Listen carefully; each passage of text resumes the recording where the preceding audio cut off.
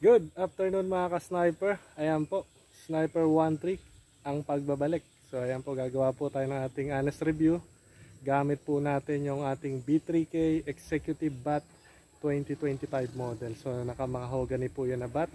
So ito po yung target natin mga solid ka-sniper. Shoutout na po agad sa inyo lahat. Mamaya mag-shoutout po tayo, yung mga nakalista natin dyan. And ngayon lang po ulit tayo nakapag-vlog dahil alam ko naman pong alam nyo gana po tayo election gun ban. So bilang isa pong air rifle enthusiast ay tayo po ay susunod sa ating mga snipers na solid snipers natin dyan naka-uniforme. So thank you po sa ating mga solid sniper na naka-uniforme dyan, mga ka-group natin, mga parang kapatid na po natin yan. Ating mga solid sniper na taga PNP, taga Army, taga Navy, taga Marines at iba pa pong uniforme. So sa group natin, shoutout po sa inyo lahat. So tara po. So ito po yung ating target. Meron po tayo ditong ayan yung pag tinamaan ay makikita mo po dyan nagkukulay ganito, neon color. So magsi-zeroing po muna tayo dito ng at least 3 shots. Then after that po titira po tayo dito ng 5 shots to confirm po kung tayo naka-zero na. Then after that po titira rin po tayo ng at least 3 to 5 shots dito. Ayan, so and after that dito po tayo titira rin po tayo ng 3 to 5 shots para makita po natin kung talagang maganda tong performance ng ating B3K 2025 model. So lakad po tayo. So ayan, magandang araw po sa inyo mga solid snipers. Ayan ang pagbabalik ni ka-sniper. So hindi po tayo magkakat mga ka-sniper kagaya ng paragi natin ginagawa. Honest review, long range shooting po tayo.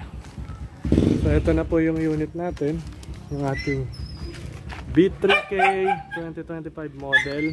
So ito po yung dinikit natin na stickers. Ayan po. So naka-executive bat, gaya nga po na sabi ko, mahogany po siya itong model na nandito natin ngayon. Then mag-shoutout din po tayo sa ating mga solid sniper dyan. Gamitan po natin ang .2 tukal na pellet. Ayan. So ang layo po, ang distance ay 25. Ayan, 25 yards po yan. So popost po muna natin dito yung camera, papwesto natin. Pero tuloy pa rin po tayo para maipakita ko sa inyo po yung ating honest review. Hindi po tayo magkakat, no. So dyan po tayo upo. Ayos ko lang po yung camera. Kita nyo po ba yung target? Din lalapitan din naman po natin yan eh. Wala pong tama yun nandun, nakita nyo. So lalapitan po natin after nating magtira. Alright, let's go. So shoutout po muna tayo sa ating mga para makapahinga, naglakad po tayo. So shoutout po unang-una kay Regan Garcia, shoutout sa iyo pare. Kay Ido Andales, shoutout sa iyo pare. Kay Joselito Rota, shoutout sa iyo Pisan. Kay Irving Diaz, shoutout sa iyo pare. Kay Tito Nonoy Andales, shoutout po. Kay Chano Mojica, shoutout sa iyo Chano. Kay Jonathan Bonavente, shoutout sa iyo. Shoutout din kay Anthony Roma, shoutout kay ka-sniper partner, principal, Lala Barrete, shoutout. Kay Juan Cortado Jr., shoutout. Kay Elben Jutba, shoutout. Kay Christian Ibarra, shoutout. Kay Rap Gumalawe, shoutout. Shoutout din kay Noel Dahan. Kay Roberto Coroco. Kay Eds Beltran. From Paniki Tarlac, shoutout po. Shoutout din kay Warren Johnson. Kay Archie Celis, dati pong taga PNP, si ka-sniper Archie, solid ka-sniper po natin. So ayan po muna. Then after ko po mag-tira doon ng ating honest review, tuloy ko po yung shoutout natin. So una po, zeroing po tayo sa gitna. Kasi pag kinabit po natin yung scope, siyempre hindi pa natin alam kung naka-zero po yan. So check po natin.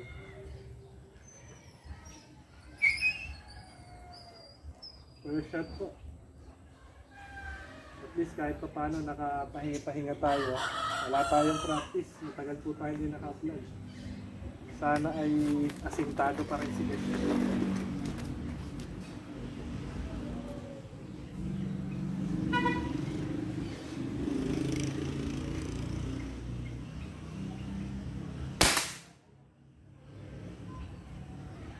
per shot. Isa pa po. At least 5 o 3.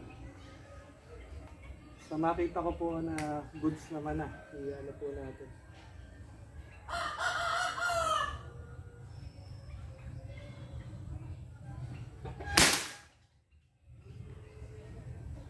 Dalawa. Isa pa po. Wala pa po tayong pinipihit sa zero way.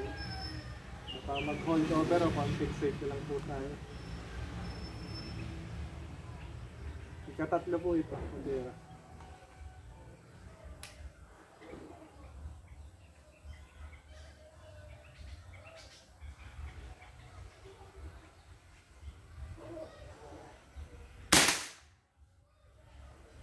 Ayan, pakita ko lang ka sniper yung tama natin mamaya after po nito.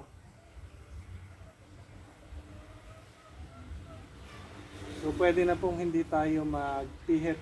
Mag-a-adjust na lang po ako, hold over and compensate sa scope natin. Kung kayo naman po may idea at matagal na kayong shooter, eh alam niyo na po yun kung paano mag-adjust sa scope natin using yung ating air rifle. No? So ang titirahin ko na po dito, skip ko na po yung isa pang glowing the dark doon. Na-reflectorize ba yan?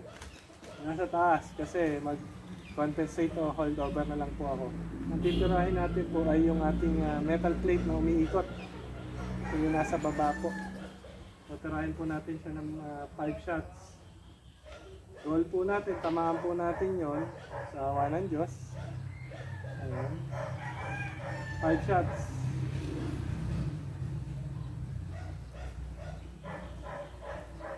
Kita nyo naman po dyan, tsaka lalapitan natin, walang tama.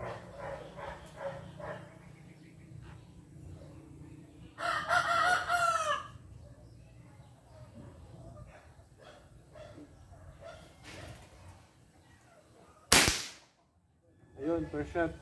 Kita nyo naman po, likod po ba. Nagapak na. Pangalawa po, pangalawa. Para makita nyo po kung ano yung accuracy at ganda ng ating unit at saka yung powering. Kaya po nito sa 100 plus meters. Depende po sa shooter kung marunong po sa holdover and compensate.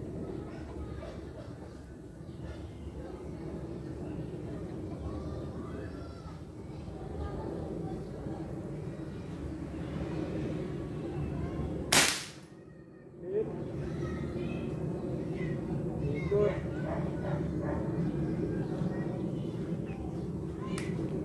Sa na naman, nagapak po.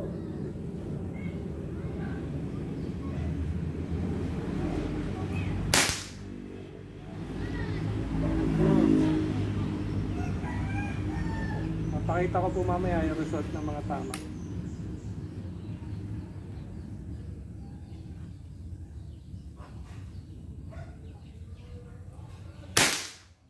Dapat nagalaw pa po itong lamesa natin ha. Disclaimer po, depende po yung shooter. At least kahit pa paano, may experience sa sige sniper nyo. So ako na lang po yung nag-a-adjust.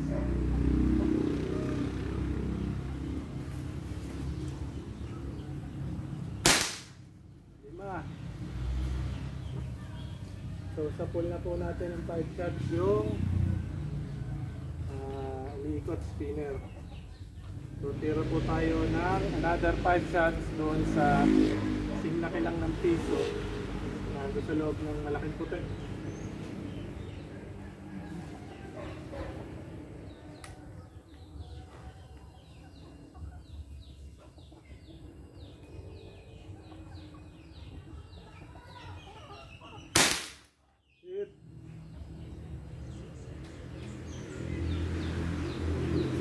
Mamaya makikita niyo po sa inyong mga tao.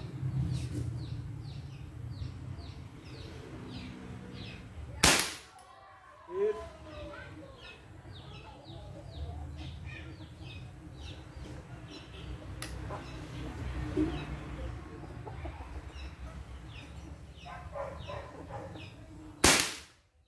Hit.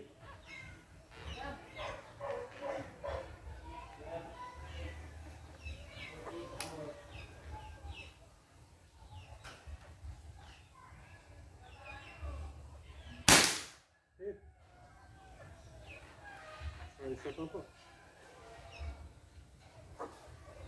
Mas maganda.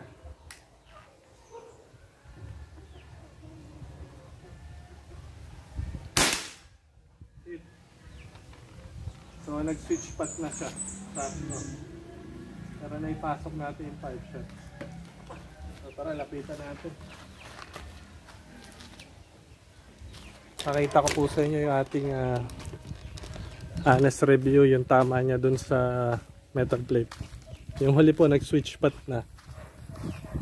Pinuto ko pa rin po siya. So tayo po ay nag-hold over and compensate, hindi na po tayo nag-pihit-pihit pa sa scope. So ayan po. Dito po tayo nag-zeroing. So unang tira po natin, nakita ko ito medyo mababa.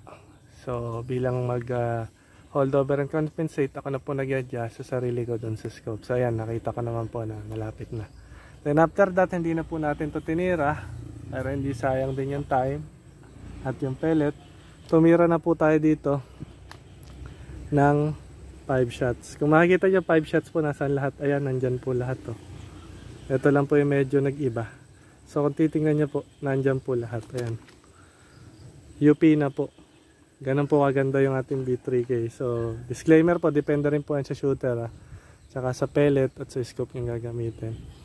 So ito na po yung ating tama po dito sa singlaki ng piso. So unang tira po ayun, 1, 2, 3, 4. Tapos ginawa po natin siyang 5. Kung makikita nyo, ito na po yung nag-switch pat siya. Tutuklap lang po yung pintura dito, pero dito po yung ika-5 niya. So it means po, kahit nag-adjust ako, dumating na po yung time na nag-switch pat na siya. So bumaba lang po siya ng konti. Kaya kung susunod pong tira at nakita kong bumaba naman na po na ganyan, ay mag-a-adjust na po ako sa holdover and compensate natin para mapapasok po dito. Yan po importante sa mga shooter, hindi po yung nag-iba lang ng konti, parang takot na takot o magtataka ka na ba't nag-iba. So depende yan, dapat observe nyo po yung mga unit nyo rin, mga ka-sniper. So yan nga, kaya ginagawa po natin yan. Gumagawa tayo ng mga honest review, long range shooting. Ito po, yung stable na stable yung 5 shots nya, kung makikita nyo, kapraso lang. Possible po to sa paggalaw ng mesa o sa pagkalabit ko lang po itong isa. Pero kung ito po ititingnan nyo, pasok po ito sa 5 cents. Ayan. So halos pellet to pellet eh. Tapos NIUP yung makapal na bakal. Makikita. Tapos dito naman po sa singlaki ng piso, ayan na po. Gumilid po yung isa. 2, 3, 4. Then mag-switch pat na pa na nga po yung ating ika-5 tira. So ayan lang po mga ka-sniper. Sana po ay nag-enjoy kayo at masaya kayo sa ating ginawang honest review sa ating B3K 2025 executive model. Don't forget to like, share, and subscribe po sa ating channel.